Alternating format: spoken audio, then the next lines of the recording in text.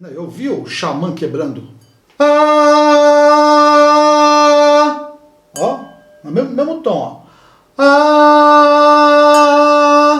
Ah!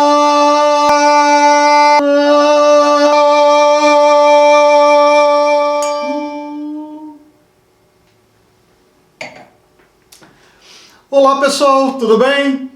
No vídeo anterior, nós iniciamos a montagem do nosso osciloscópio caseiro, o caseirão, que já deu para usar na bancada, que dá para poder ver vários tipos de forma de onda, obviamente com as limitações do hardware, porque ele usa a placa de som, mas no vídeo passado a gente já montou o osciloscópio e muita gente montou ele, gostou, mandou mensagens, algumas pessoas tiveram algumas dificuldades pelo que eu vi. Mas é muito fácil de fazer e dá para usar bem na bancada, obviamente, como eu disse, com as limitações. No vídeo de hoje nós vamos fazer um upgrade no nosso osciloscópio. Antes a gente tinha aquela plaquinha com os cabinhos, com os jumpers, para poder fazer a seleção de tensão de entrada e poder fazer a análise na bancada. No vídeo de hoje nós vamos fazer uma melhoria significativa nesse osciloscópio. Obviamente que você não é obrigado a fazer, mas se fizer vai ser muito legal.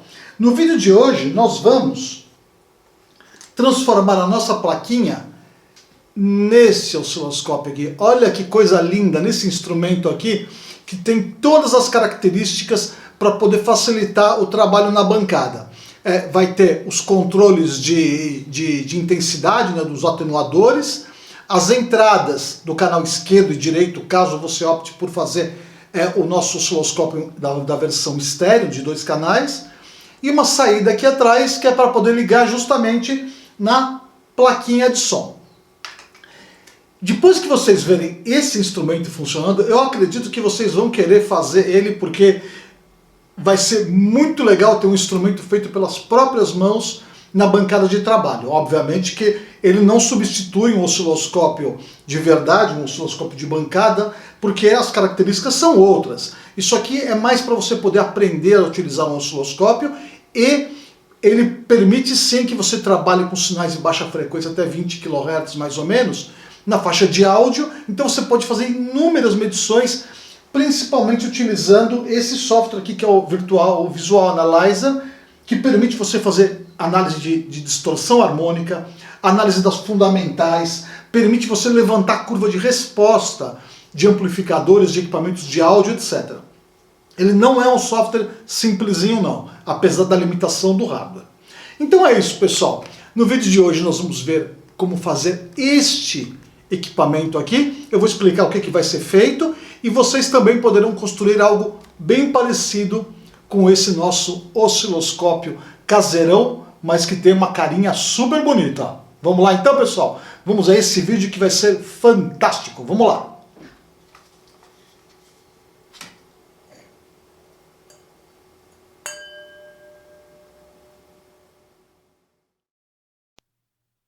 Antes da gente começar o upgrade do nosso osciloscópio, vamos dar uma olhada novamente no nosso diagrama esquemático para entender o que é que nós vamos fazer. Como foi explicado na parte 1 do vídeo, para realizar as medições corretamente, nós fazemos uso de um seletor de tensão de entrada, que utiliza pequenos jumpers para selecionar o melhor nível a ser entregue para a placa de som. Na prática, esse seletor comuta os resistores R1, R2 e R3 e opcionalmente o resistor R4, que fazem parte do divisor de tensão de entrada. Acontece que esse método, embora seja simples e barato, é bastante complicado de se usar na prática, especialmente se você estiver usando a versão de 2 canais do osciloscópio, onde é preciso comutar toda hora os 2 blocos de jumpers. Além disso, em muitas situações é preciso que os sinais captados na entrada sejam inseridos diretamente na placa de som, sem passar pelo circuito comutador. Isso é super importante quando você está analisando sinais de áudio de muito baixa amplitude, da ordem de poucos milivolts, que não podem sofrer qualquer atenuação de magnitude por parte do divisor de tensão. Para resolver esses problemas, uma das primeiras alterações no nosso circuito será no bloco de entrada, em que vamos substituir os jumpers do divisor de tensão por uma pequena chave rotativa de 2 seções, de 2 polos e 6 posições. Com essa chave, nós podemos comutar de forma muito mais segura os resistores do atenuador de entrada, sem ter que inserir ou remover os jumpers do circuito. Além disso, com a chave rotativa, também será possível fazer o bypass, desviando o sinal de entrada diretamente para a saída do osciloscópio, de uma forma bastante elegante e segura. Aqui nós vemos as alterações principais que acabamos de ver, já com as conexões das 2 seções da chave rotativa de 2 polos e 6 posições. A seção A da chave rotativa é a responsável pela comutação dos resistores, enquanto a seção B é a responsável pelo bypass, que desvia o sinal de entrada do osciloscópio diretamente para a saída, em direção à placa de som. Aqui do lado esquerdo, nós temos as funções de cada uma das posições da chave rotativa. Quando a chave está na posição 1, o instrumento está desligado, já que não há qualquer ligação neste terminal, tanto na seção A como na seção B, como a gente pode ver aqui. Nas posições 2, 3, 4 e 5, a seção A da chave rotativa age na comutação dos resistores, inserindo cada um deles no ponto comum dos jumpers através do polo comum da chave. Ao mesmo tempo que a seção A faz a comutação dos resistores, a seção B faz a ligação entre o capacitor C2 e a saída do osciloscópio, já que os terminais 2, 3, 4 e 5 estão interligados. Ou seja, nas posições 2, 3, 4 e 5, a chave se comporta como um fio, ligando o capacitor C2 à saída através do polo comum. Na posição 6 da chave rotativa, o funcionamento do circuito se modifica. Nesta posição, a seção A da chave não está ligada em nada e o sinal da entrada não tem como avançar, já que os resistores são removidos do circuito nesta posição. No entanto, na posição 6 de CH1B, o sinal de saída que antes vinha do capacitor C2 passa a ser captado no ponto PTA, diretamente na entrada do osciloscópio após o capacitor C1. Dessa forma, o único componente que permanece no circuito é o capacitor C1, que vai agir para acoplamento entre o osciloscópio e a placa de som, bloqueando qualquer sinal DC presente na entrada.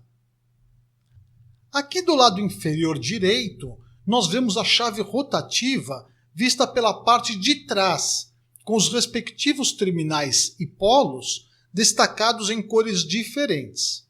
Os terminais da seção A estão assinalados em azul e os da seção B estão assinalados em negrito. Os polos comuns de cada uma das seções foram destacados nas mesmas cores. Pelo desenho, fica bem fácil ver que os terminais 2, 3, 4 e 5 da seção B deverão ser jampeados, exatamente como explicado há pouco.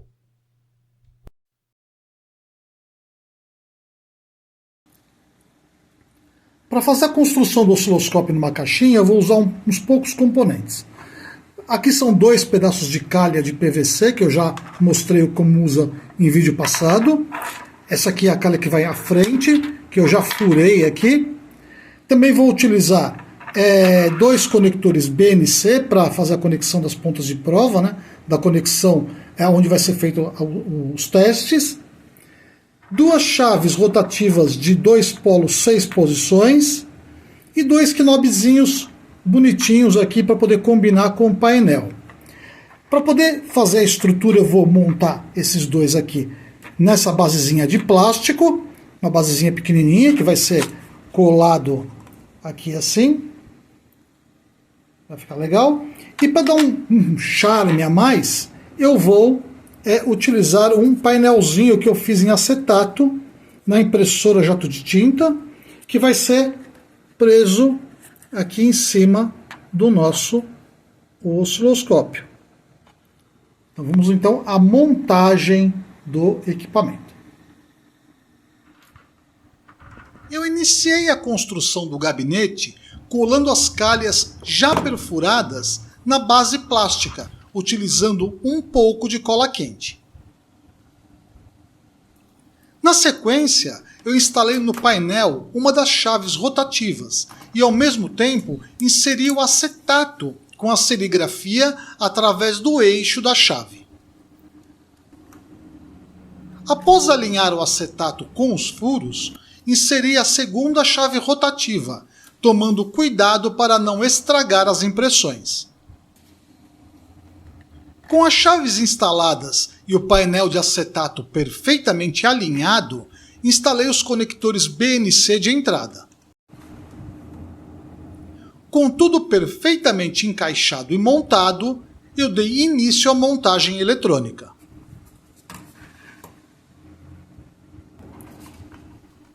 A primeira coisa que eu fiz foi cortar os cabinhos blindados de entrada e saída da placa, deixando eles no comprimento suficiente para fazer as ligações dentro do gabinete. Em seguida, eu removi os dois LEDs de sobrecarga e soldei no lugar deles um par de fios fininhos que servirão de extensão para a ligação ao painel. Por fim, eu soldei esses fios fininhos aos LEDs, tomando cuidado de isolar os terminais com pedaços curtos de tubinhos termorretráteis.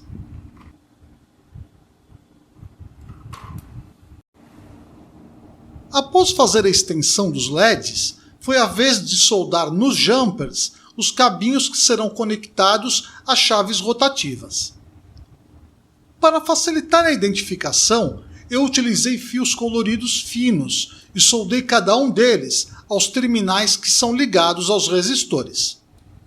Soldei o fio amarelo ao resistor R3, o fio laranja ao resistor R2 e o fio vermelho ao resistor R1.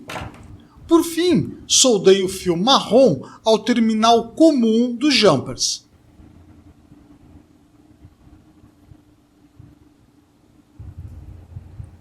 Com os fios soldados, repeti o mesmo processo nos jumpers do segundo canal. Aqui nós vemos em detalhes como ficaram essas conexões.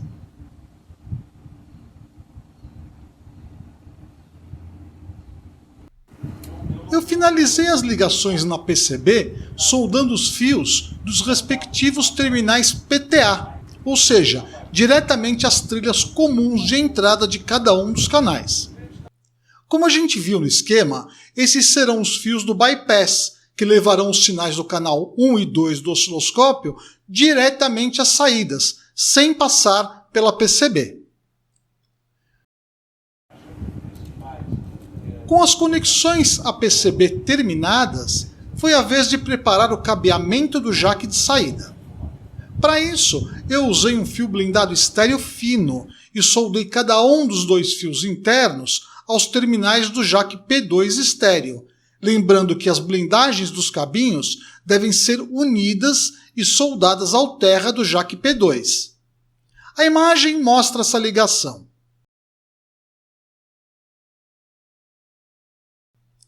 Com o cabeamento feito, inseri o jack P2 no painel traseiro do gabinete.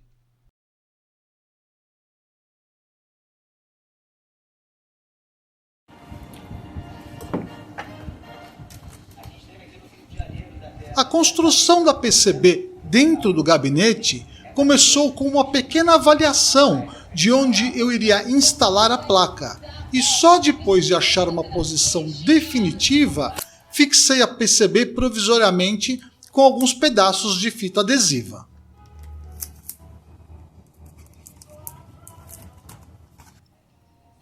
Com a placa fixada, descasquei o par de fios blindados da entrada do osciloscópio e soldei cada um deles aos respectivos conectores BNC.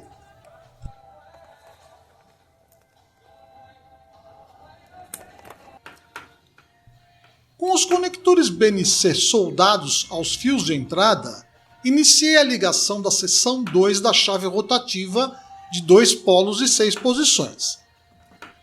A seção 2 é a responsável pelo bypass do sinal, ou seja, pela ligação direta entre a entrada e a saída do osciloscópio.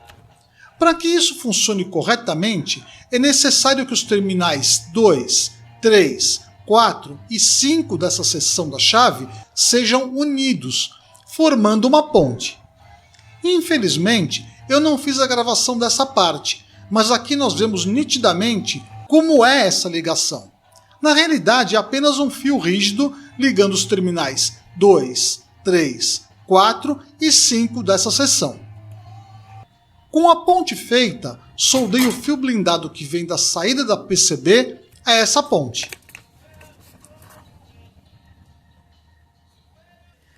Continuando, peguei um dos cabinhos que está ligado ao jack de saída e uni a blindagem dele à blindagem do cabinho que acabei de soldar à chave rotativa.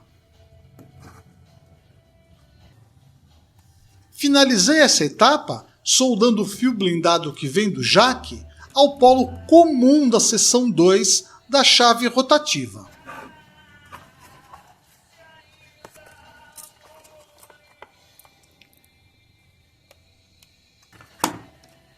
Para facilitar o entendimento, eu organizei esses fios na lateral do case do osciloscópio.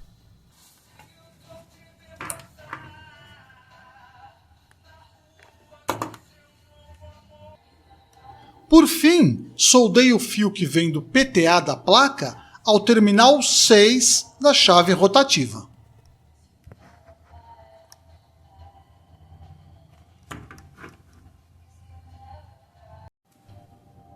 A próxima etapa foi soldar os fios da seção 1 da chave rotativa, que faz a comutação dos resistores do divisor de tensão. O primeiro a ser soldado foi o fio marrom, que é o comum a todos os resistores, que deve ser ligado ao polo comum da chave. Depois foi a vez dos fios conectados aos resistores. O fio que vem do resistor de 47K foi soldado ao terminal 3 da chave. O que vem do resistor de 22K ao pino 4 da chave.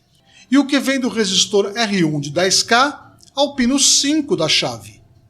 Pronto! As ligações de um dos canais estão finalizadas. Agora é só repetir todo o processo com o segundo canal.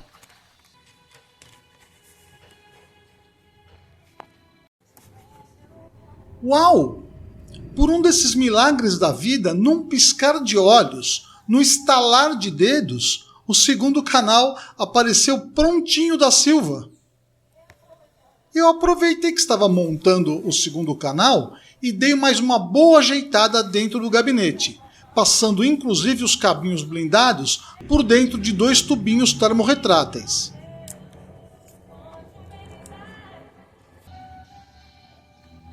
Os últimos componentes a serem fixados no gabinete foram os LEDs de sobrecarga. Para fazer isso, eu utilizei um pouquinho de cola quente aplicada com a ponta de um palito de madeira.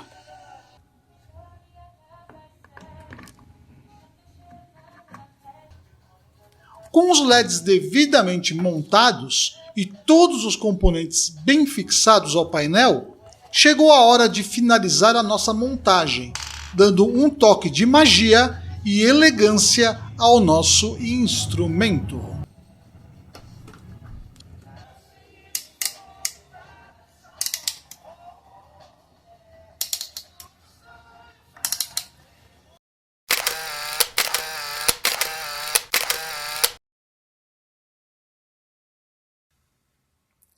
Muito bem, pessoal, aqui está o nosso osciloscópio devidamente montado e cabeado na bancada para novas demonstrações.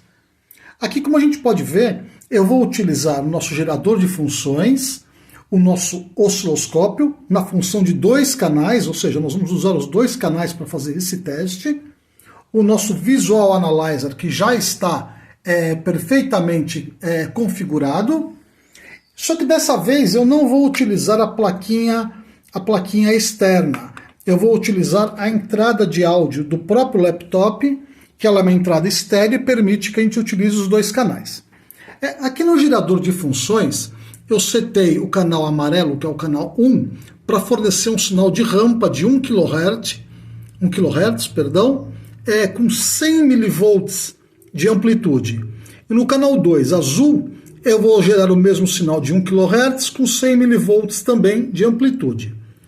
Como esses canais aqui são coloridos amarelo e azul, eu também setei o nosso Visual Analyzer para mostrar o canal esquerdo em amarelo e o canal direito em azul. O nosso osciloscópio está desligado no momento, né, com os botões na posição desligado. Então nós vamos fazer algumas medições, algumas análises aqui, para que vocês possam ver o funcionamento de 2 canais do osciloscópio. Depois nós vamos fazer testes novamente com apenas a plaquinha externa. Eu gostaria de responder também uma pergunta que foi feita por vários internautas que queriam saber se era possível trabalhar com sinais estéreo com essa plaquinha aqui, com uma plaquinha externa. Já que utilizando o próprio cabinho do computador, nesse laptop aqui, é possível trabalhar em estéreo. A resposta para essa pergunta, se é possível utilizar 2 plaquinhas dessa para trabalhar com 2 canais, a resposta é não. Nem o Visual Analyzer e nem o Sound Card Scope tem a possibilidade de você setar placas diferentes para a entrada. Então, a gente tem que se contentar com a plaquinha mono, ou então conseguir plaquinha externa estéreo. Ou então, se você der sorte de ter um laptop, que nem eu tive aqui, de ser estéreo, melhor. Algumas pessoas disseram assim, a grande maioria dos laptops e computadores é estéreo. Olha, eu diria para vocês que a grande maioria não é estéreo, a grande maioria é mono. Eles gravam em estéreo, mas eles não aceitam 2 sinais separadamente no canal esquerdo e direito, que é o que é preciso aqui no nosso Sound Card Scope. Então é isso, pessoal. Vamos fazer alguns testes agora. Eu vou ejetar sinais aqui e nós vamos dar uma olhadinha nas configurações também do nosso Visual Analyzer. Vamos dar uma olhadinha. Muito bem, pessoal. Aqui na tela do computador nós já temos o nosso Visual Analyzer funcionando, né? Eu vou abrir a janela de setagens para que vocês possam ver qual foi a setagem que eu fiz aqui, a setagem principal da placa de som. Eu utilizei uma frequência de sampling de 44.100 Hz, tá vendo? Aqui nessa partinha, aqui nessa janelinha. Eu poderia ir até 96 kHz, mas eu já fiz alguns testes e não adianta nada. Nessa plaquinha ela é muito simplesinha, ela não muda. Então eu vou ficar em 44.100, que funciona corretamente.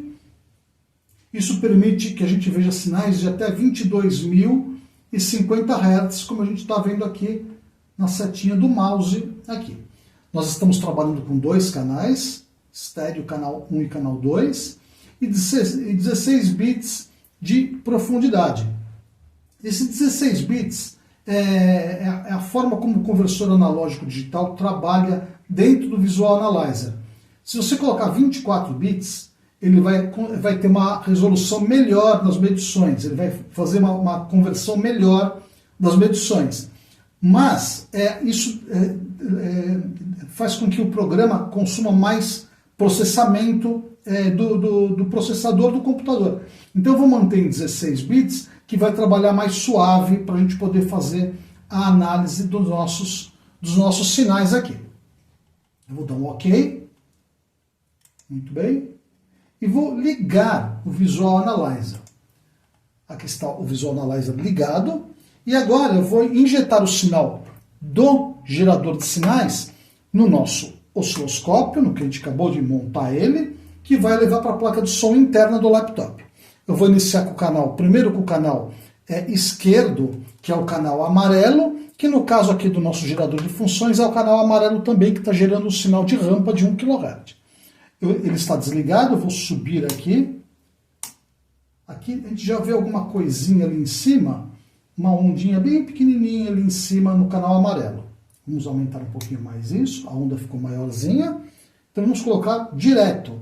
Lembrando que eu vou injetar apenas 100 mV no osciloscópio. Vamos lá. Aqui está.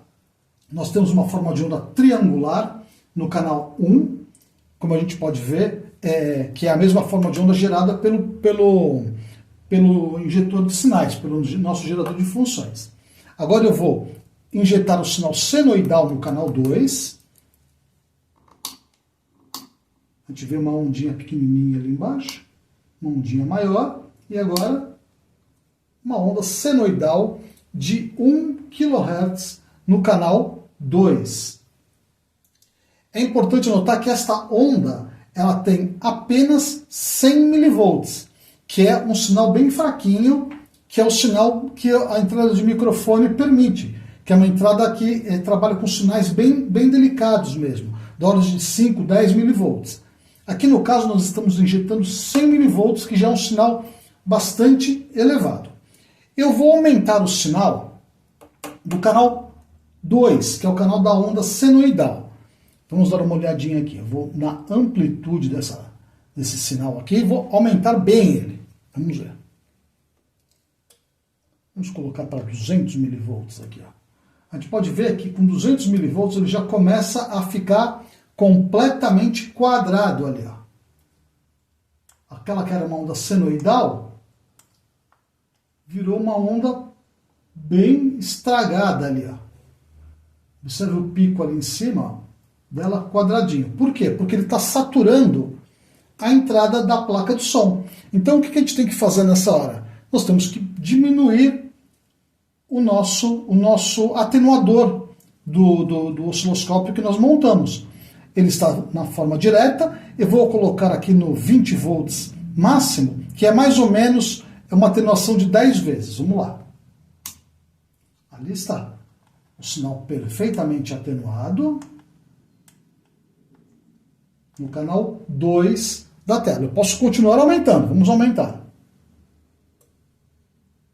Olha que maravilha. Agora eu já estou com 2 volts ali, e o sinal não está saturando. Eu vou colocar o seletor na posição 40. Veja que é uma redução de mais 20 vezes. E aqui, se eu voltar na posição, eu vou saturar novamente a forma de onda. Por isso que é interessante você ter um osciloscópio de 2 canais, que você consegue analisar 2 formas de onda completamente diferentes. Vejamos aqui no canal 1, eu vou mudar a forma de onda de rampa para quadrada, ou senoidal, ou quadrada, ou triangular, ou pulsos, ou um ruído.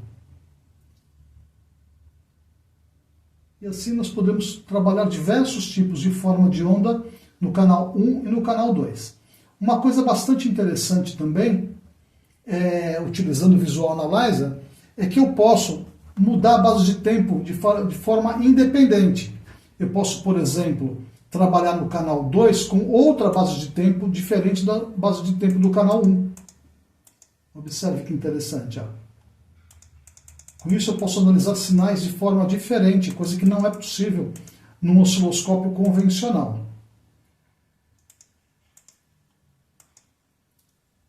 Agora eu vou fazer um teste, mostrar para vocês até quanto que esse osciloscópio é capaz de mostrar uma onda senoidal com uma boa aparência, bem redondinha, sabe aquela onda senoidal bem redondinha? Vamos dar uma olhadinha aqui.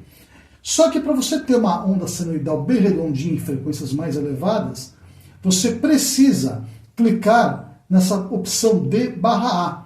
Na realidade, o manual não é muito claro o que esse D/A faz, mas pelo que eu entendo, ele faz uma melhora muito significativa na forma como funcionam os conversores analógicos digitais do software. e ele deixa essa forma de onda muito mais limpinha nas frequências mais elevadas. Vamos dar uma olhadinha. Eu vou pressionar o conversor analógico digital, DA, mas antes disso eu vou subir a frequência do canal 2 para uma frequência bem mais elevada. Vamos lá.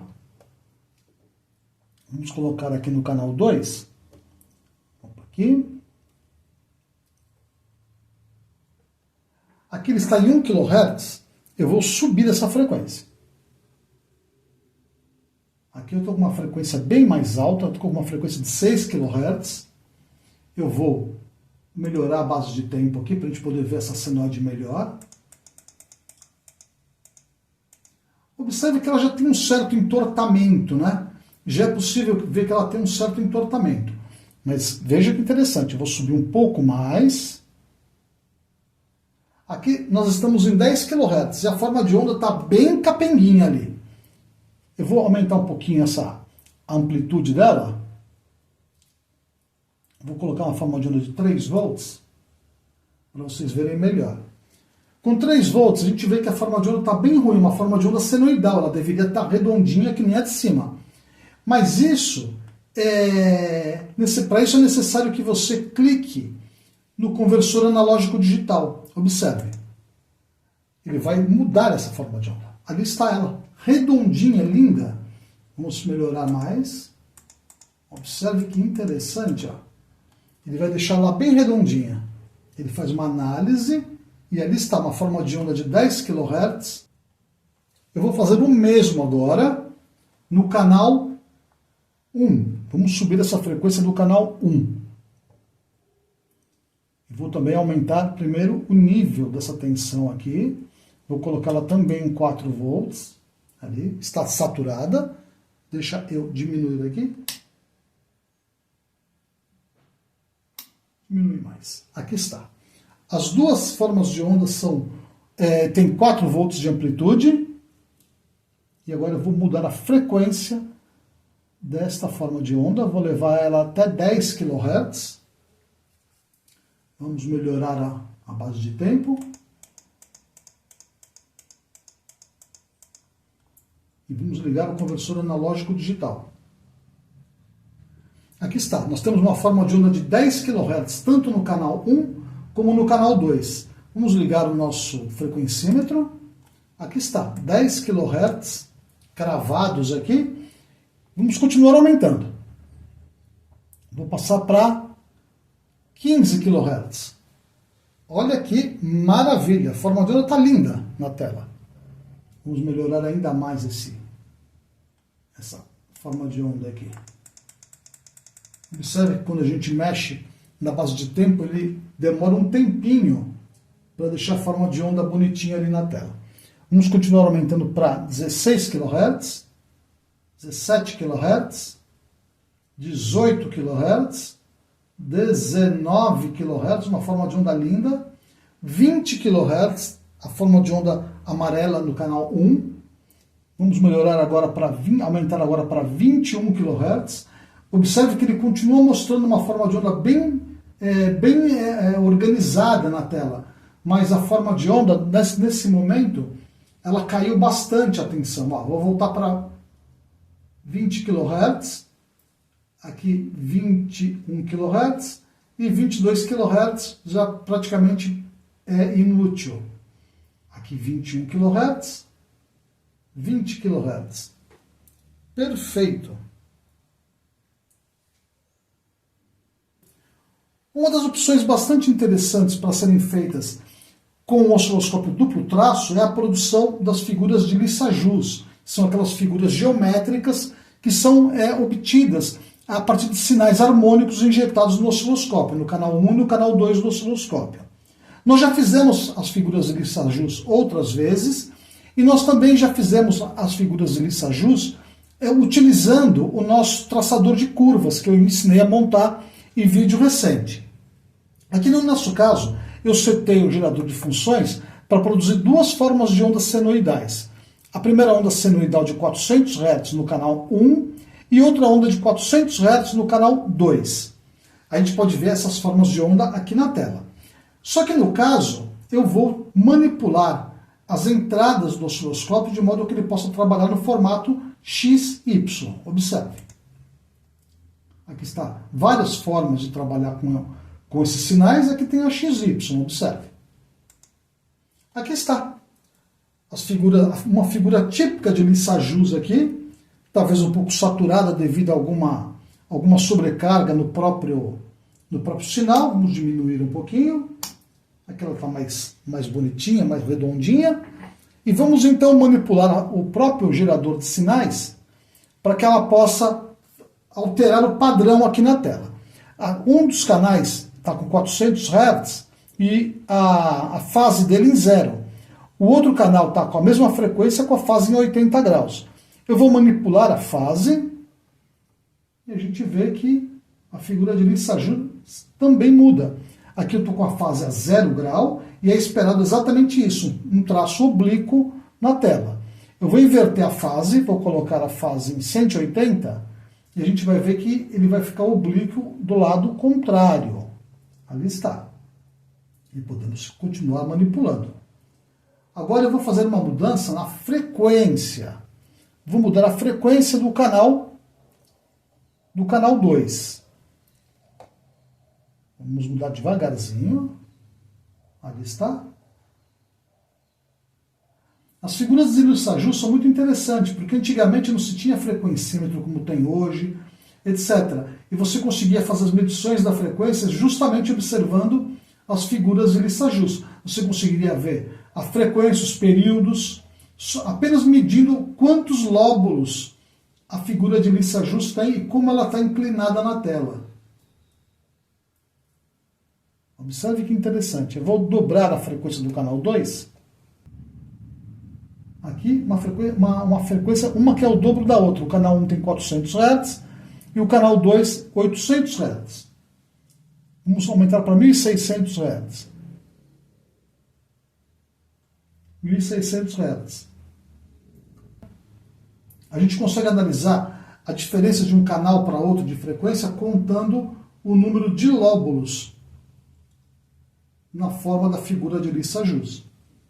E dependendo da forma de onda que você utiliza, você tem figuras muito interessantes. Inclusive tem equipamentos que geram figuras de Lissajous bem interessante, apenas manipulando o tipo de onda. Aqui, por exemplo, um canal com uma senoide e outro com uma onda quadrada. O outro uma rampa. Aqui são pulsos. Aqui é ruído. Olha que interessante. Eu vou colocar nos dois lados a mesma forma de onda. Muito legal, né?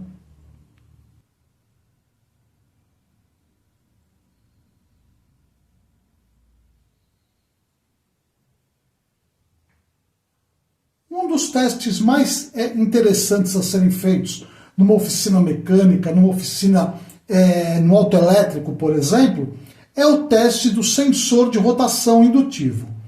Muita gente tem dúvida, fala assim, será que o sensor de rotação indutivo está funcionando?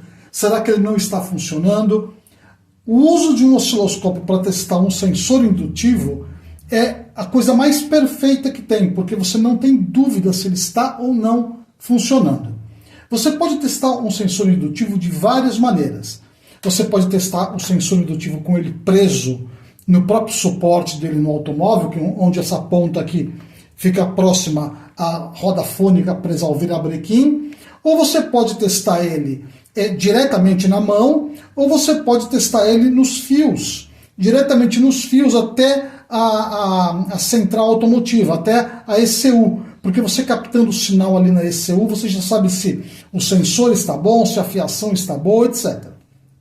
Aqui no caso, nós vamos fazer o teste desse sensor indutivo, um sensor típico indutivo, na mão. Para isso, o que eu fiz? Aqui eu conectei um parzinho de cabos, como a gente pode ver aqui, um parzinho de cabos, conectei ele a um adaptadorzinho BNC que eu liguei na entrada do nosso osciloscópio. No caso aqui, o osciloscópio está ligado na opção direta, tá vendo? Aqui na última opção, direto, porque o sinal que sai daqui é muito fraco. Para isso que serve essa opção direto. eu estou utilizando o nosso VA Analyzer, né, Visual Analyzer, de uma forma bem prática mesmo. Não tem nada aqui de complicado. No caso aqui eu estou utilizando a nossa plaquinha externa, então não vai ter nenhuma dificuldade. O que eu fiz aqui na nossa setagem do Visual Analyzer, como a gente pode ver aqui na nossa tela, é bastante simples. Deixa eu tirar essa telinha daqui. Eu setei o Visual Analyzer para simplesmente 8 milissegundos por divisão, pode ser 10 milissegundos por divisão. O ganho do Visual Analyzer em vezes 1. E aqui, como eu mostrei no osciloscópio, é a conexão direta, né? O sinal do sensor indutivo está passando direto pela caixinha e chegando até a placa do som. O teste nada mais simples que esse. Você vai pegar pura e simplesmente uma chave de fenda, depois de estar tudo conectado aqui, e vai ver no Visual Analyzer a resposta ao esfregar a pontinha da chave de fenda na ponta do sensor indutivo. Observe bem. Observe na tela.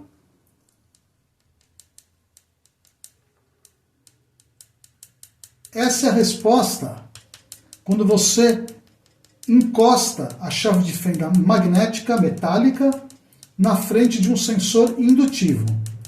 Caso você queira fazer um teste com ele no próprio automóvel, basta você virar o virabrequim e ver a resposta no osciloscópio. Veja que perfeito. Você tira todas as dúvidas se o sensor indutivo está ou não funcionando. Observe que ele até satura de tão forte que é. Observe que se você colocar na posição 20, você também vai ver o sinal. Mas você vai precisar dar ganho lá no Visual Analyzer. Observe na telinha ali. Ele fica bem mais fraco, mas direto é bem melhor.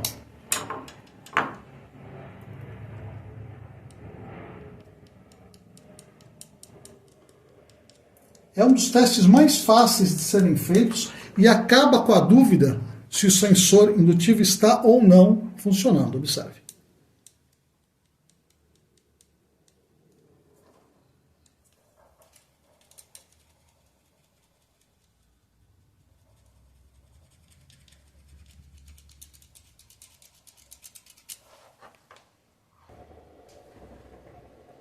Muito bem, eu aproveitei que estava com o sensor de rotação montado na bancada, já ligado no osciloscópio, e fiz uma pequena setagem aqui em cima para fazer mais uma demonstração da utilidade do osciloscópio numa oficina mecânica ou um autoelétrico, por exemplo.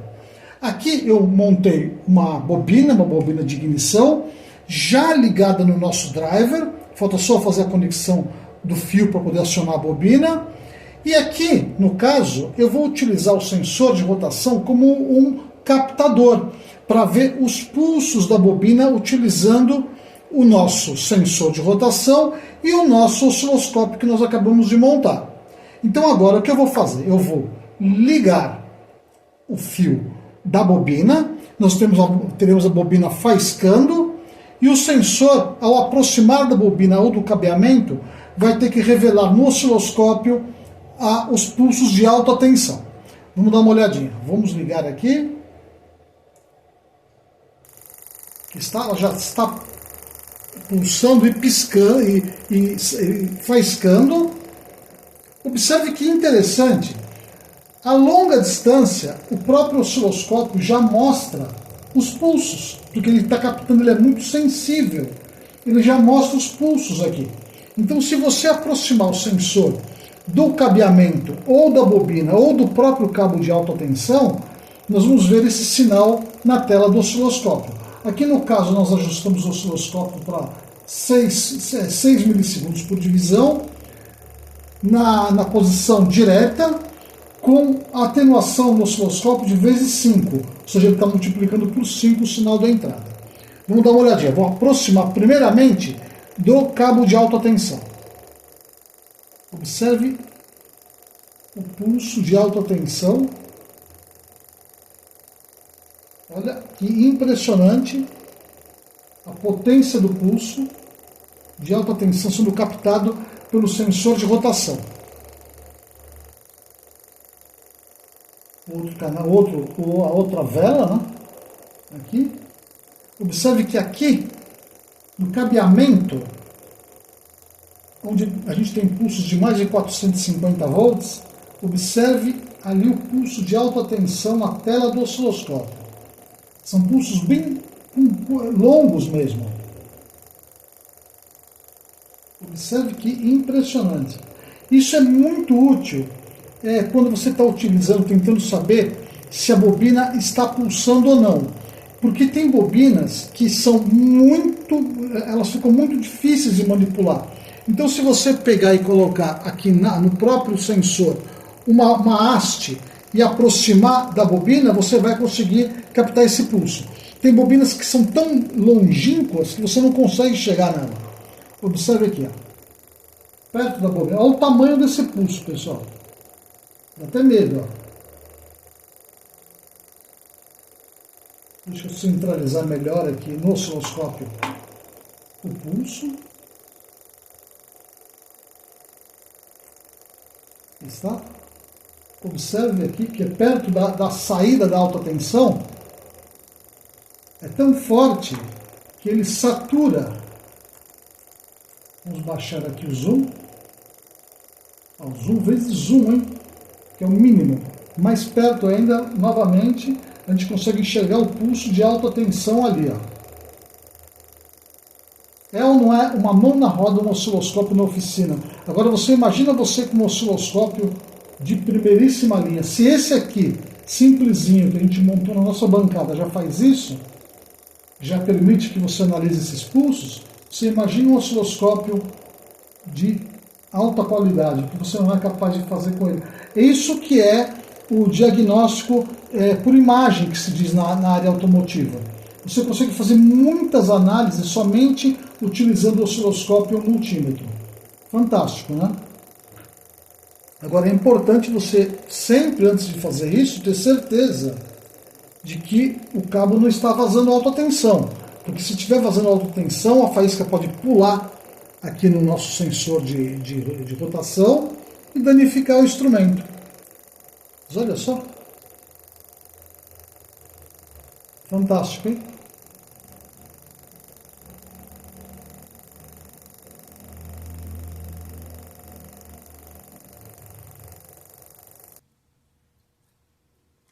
Muitas pessoas do canal que já montaram ou que vão montar o gerador de sinais CKP-CMP têm curiosidade de saber como são os sinais gerados.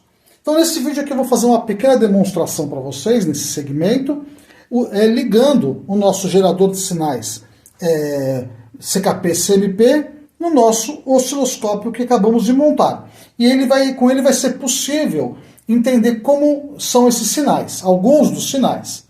Como a gente pode ver, a ligação é muito simples. Eu liguei o sinal CKP do gerador ao canal 1 do osciloscópio. E a saída de sinal CMP a outra saída do osciloscópio. E vou utilizar naturalmente o nosso software VA Analyzer, que é um software fantástico que serve para muita coisa. Então vamos ver alguns desses sinais aqui, apenas para matar a curiosidade. Lembrando que, se você quiser montar um gerador de sinais igual a esse daqui, o link vai estar aqui embaixo na descrição do vídeo, que remete ao vídeo da construção completa desse gerador de sinais CKP-CMP, que pode ser usado na oficina, tanto na oficina no autoelétrico, como na bancada de reparação de ECU. Então vamos dar uma olhadinha nesses sinais aqui, no nosso osciloscópio. Vamos dar uma olhadinha. O primeiro sinal que nós vamos ver aqui é o famoso sinal 60-2, que é o sinal responsável por acionar a esmagadora maioria das ECUs que existem no mercado. Aquele sinal 60-2, para quem não lembra, é aquele sinal formado por 60 dentes na roda fônica, dos quais 2 foram removidos. Então ele é bem característico. Quando você vê ele na tela do osciloscópio, você vê um trem de pulsos, uma falha, outro trem de pulsos e outra falha. No caso do nosso injetor de sinais, ele produz este sinal e juntamente desse sinal ele produz na saída CMP um pulso de, acho que se eu não me engano, 8 ciclos, 8 pulsos na saída do CMP, que eu criei justamente para aquelas pessoas que estão desenvolvendo a injeção eletrônica Speeduino. Então, se você tem esse gerador de sinais, você também pode fazer teste na Speeduino, que ele já está preparado para isso. Então eu vou acionar o gerador de sinais na função 60-2, que é o sinal universal. Vou selecionar aqui 60-2, vou dar um select e nós vamos ver na tela do osciloscópio esse sinal. Vamos ver. Aqui está o sinal 60-2, com toda a sua beleza, o sinal tradicional que está sendo fornecido por um gerador de sinais de rotação e fase. Aqui no caso eu estou gerando um sinal de 4.000 RPM, porque facilita para a gente poder observar aqui na tela do osciloscópio. Como a gente pode ver, como eu expliquei, ele tem 60 dentes, 2 foram removidos, 60 dentes, 2 foram removidos e assim por diante. A cada volta você tem 60 dentes menos 2, por isso que ele chama sinal 60-2. Aqui, no caso do canal azul, que a gente vê aqui, é o sinal do CMP, que é um sinal de pulso, que eu projetei especialmente nesse nosso injetor de sinais para poder disparar a injeção eletrônica do tipo Arduino, do tipo Speeduino. Como a gente pode perceber nitidamente, devido à limitação do hardware, que não apresenta, que não permite que sinais de corrente DC, sinais de corrente contínua, sejam observados, a gente vê que a onda quadrada não é perfeitamente quadradinha em cima, mas isso não quer dizer que ela não seja. É apenas uma limitação do nosso osciloscópio que nós acabamos de construir. Vamos então ver agora um outro sinal que pode ser bem interessante também. Eu vou escolher nos sinais universais também o sinal de distribuidor de 4 janelas, que é aquele sinal típico do distribuidor antigo. Vamos dar uma olhadinha aqui. Vamos selecionar os sinais universal. Vou procurar aqui, entre vários sinais, o sinal do distribuidor. Aqui está, vou selecionar ele. E ali está, na saída CKP, o sinal do distribuidor de 4 janelas, aquele distribuidor antigo, da época do distribuidor ainda, mas que tem carro para burro que ainda roda com esse tipo de distribuidor. É aquele que tem 4 janelinhas, né? Que, como você pode ver, ele tem simplesmente 4 janelas. Por isso que você tem que colocar no ponto, né? Lembra que tinha que colocar no ponto, virando lentamente um pouquinho a posição do distribuidor? É exatamente esse sinal aqui. E da mesma forma, devido à limitação do hardware do nosso osciloscópio, a onda não aparece perfeitamente quadrada aqui, mas ela é perfeitamente quadrada. Isso é interessante, é bem interessante observar as limitações do osciloscópio e o que esperar dele nessa análise de sinal. Então vamos agora observar um outro sinal. Vamos dar uma olhadinha aqui. Nós vamos observar um sinal especial do March 1.0, por exemplo. Então eu vou na seção de sinais especiais, vou selecionar essa entrada e vou procurar entre vários tipos de sinal o do March. Eu escolhi ele aleatoriamente. Aqui está March 1.0, vamos clicar nele. Aqui está, olha que sinal interessante e maluco. A gente pode até pausar o nosso instrumento para a gente poder ver melhor ele. A gente pode ver que a roda fônica, que é o sinal amarelo, ela tem, precisaria parar e contar, não há o caso de fazer isso agora. Você vê que ela tem muito mais dentes, tem uma falha longa, depois ela tem alguns dentes menores. Tá vendo? Isso é bastante interessante, que ela destoa bem das rodas fônicas tradicionais. E também a gente pode perceber que o comando de válvulas tem duas janelas pequenas, uma maior e outra menor, depois uma falha grande, uma janela, uma falha grande, uma janela, uma falha grande. E depois isso se repete novamente. É um sinal bastante peculiar também, esse do March 1.0. Vamos ver agora um outro sinal, por exemplo, do Civic 1.6.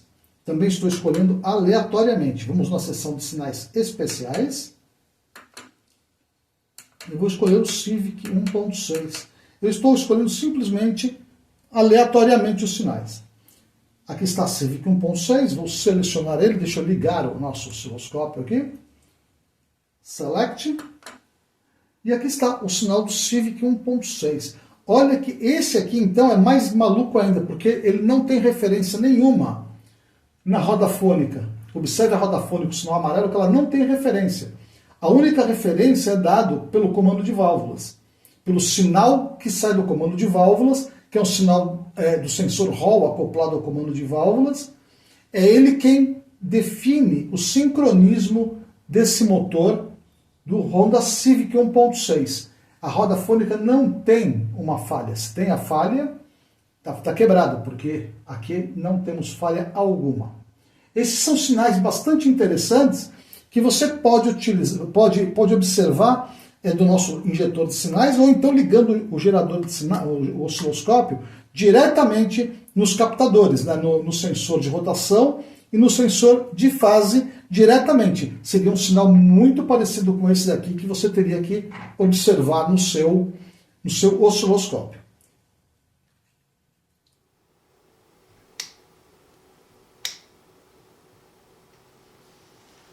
É isso aí, pessoal. Chegamos ao final do nosso vídeo, da nossa série de 2 vídeos, onde eu expliquei para vocês, tentei demonstrar para vocês como construir um osciloscópio caseiro, como esse daqui, que pode ser muito útil na bancada. Novamente, eu quero deixar bem claro que um osciloscópio desse tipo caseiro, ele não substitui de modo nenhum um osciloscópio de bancada ou um osciloscópio de verdade, mesmo portátil, porque eles têm mais recursos, eles têm maior capacidade de análise, porque eles têm maior largura de banda. O nosso osciloscópio, utilizando o software Visual Analyzer, permite ver sinais de baixa frequência, entre mais ou menos 20 e 25 Hz, até 20 kHz, 22 kHz, que é o segmento de áudio, o segmento de baixa frequência. Então, por exemplo, muitas pessoas perguntaram, eu posso analisar fontes chaveadas com esse osciloscópio? A resposta está exatamente na largura de banda que ele é capaz de analisar, porque ele é um osciloscópio de baixa frequência. Então, se a sua fonte chaveada tiver sinais de 20 kHz, por exemplo, você é capaz de identificar esse sinal, verificar esse sinal, se ele está correto ou não. Agora, naturalmente que fontes chaveadas de TVs, etc., trabalham na faixa de 150, 200 kHz, 300 kHz. Então, esse osciloscópio simples, ele não é capaz de fazer análise. Particularmente, eu recomendo a montagem desse osciloscópio para você analisar sinais de baixa frequência, como é o caso de sinais de áudio, sinais automotivos, por exemplo, que você consegue encaixar esses sinais dentro do segmento de áudio, que é a capacidade do nosso osciloscópio. Eu poderia ficar aqui no nosso vídeo demonstrando diversas aplicações, mas eu acho que basta você montar o circuito que você mesmo vai tirar suas conclusões do que ele é capaz de fazer ou não. Se vocês tiverem interesse, eu posso fazer novos vídeos, principalmente na área de áudio, demonstrando como fazer a análise da resposta de frequência de amplificador, de pré-amplificador, fazer a análise de como esses amplificadores respondem, fazer a análise do THD, que é a distorção harmônica, que ele já é capaz de medir sozinho. Essa aqui é a versão de 64 bits de 2020 que eu estou usando. Mas já existe a versão de 32 bits de 2024, que ele é capaz de fazer análise da largura, da resposta de frequência dos amplificadores, já num botão específico para isso. Mas isso já é papo para outro vídeo. Então é isso, pessoal. Eu acho que ficou muito legal o nosso osciloscópio. Eu espero que vocês tenham gostado dessa série. O primeiro vídeo foi arrebentador. Ele já está com mais de quase 50 mil visualizações e eu agradeço bastante. Então é isso, pessoal. Eu espero que vocês tenham gostado. Se vocês gostaram, vocês deixem o like aqui embaixo. Deu um trabalhão para fazer esses 2 vídeos, porque tem que fazer bem explicadinho, como vocês viram. Se vocês gostaram do vídeo, vocês deixem o like aqui embaixo. Novamente, eu agradeço aos membros do canal, que é quem torna isso possível, porque existem custos para poder fazer esse tipo de vídeo. E você sendo membro do canal, ajudando o canal, você amortece um pouco esse custo da gente. Para você ser membro do canal é muito fácil. Aqui embaixo tem um botãozinho escrito Seja Membro, aqui embaixo do vídeo, Seja Membro. Então você, clicando nesse botãozinho, você faz uma contribuição microscópica, nanoscópica, eu diria que microscópica mesmo, de modo que eu possa fazer mais vídeos como esse daqui. É uma contribuição pequena, mas de grande valia para toda a comunidade que assiste o nosso canal. Então é isso, pessoal, eu espero que vocês tenham gostado, deixem o like aqui embaixo, e até o próximo vídeo, onde a gente pode falar um pouco mais desse osciloscópio, ou trazer novas informações para vocês, novas ideias que vocês podem aplicar na bancada, na oficina, no dia a dia de quem trabalha com eletrônica. Muito obrigado, pessoal, espero que no próximo vídeo seja tão legal quanto esse daqui. Até mais, ficamos com todo mundo juntos, se assim Deus nos permitir. Muito obrigado e até a próxima. Vamos lá. Essa aqui é de titânio, ó. Eu acho que essa taça aqui ela não quebra, é inquebrável.